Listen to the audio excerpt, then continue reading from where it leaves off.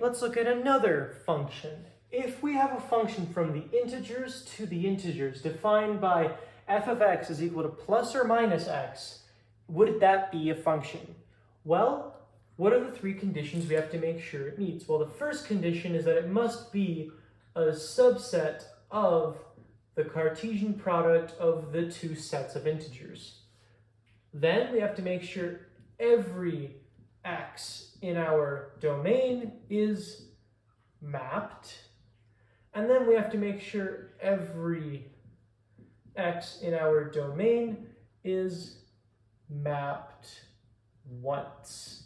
Okay, so let's go ahead and check that. To check the first thing, you simply have to make sure that any integer you input, you will get an integer out.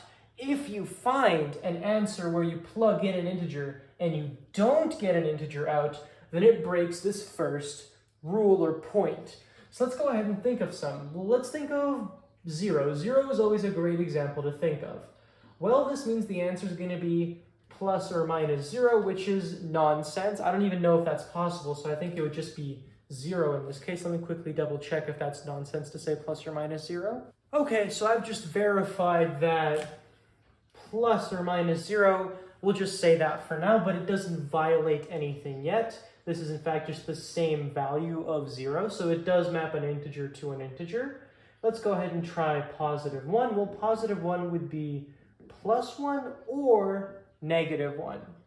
Okay, that seems to map it to an integer still. What about 2? Well, 2 would be plus 2 or negative 2. Okay, let's try some negative numbers. If we map a negative number like negative 1, we're going to get something like negative 1, positive 1. If we map something like negative 2, we're going to get negative 2, positive 2. Okay, so this first criteria is met. The second thing we should check, does everything in our domain get mapped onto our codomain? And the answer is yes. I can't think of a single integer that we would not be able to map onto something. In fact, if we weren't able to, it would violate the first rule as well. Okay? The last thing to check, everything in our domain is being mapped only once to something in our codomain. And that clearly appears to be false. Firstly, we notice that 1 isn't mapped to one thing, it is mapped to two things. So 1 is mapped twice, not once. Same thing with 2, negative 1 and negative 2. So it clearly violates our third point here. So this is not going to be a function.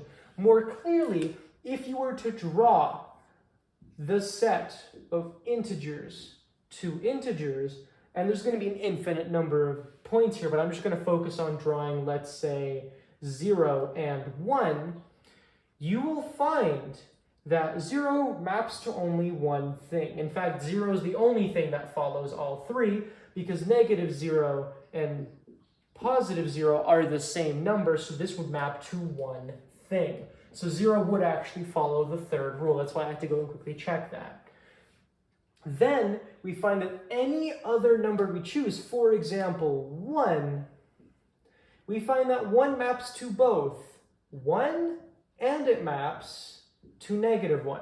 It is the fact that 1 has two arrows coming out of it that makes this function not a function. So that is the rule that this violates, making it not a function.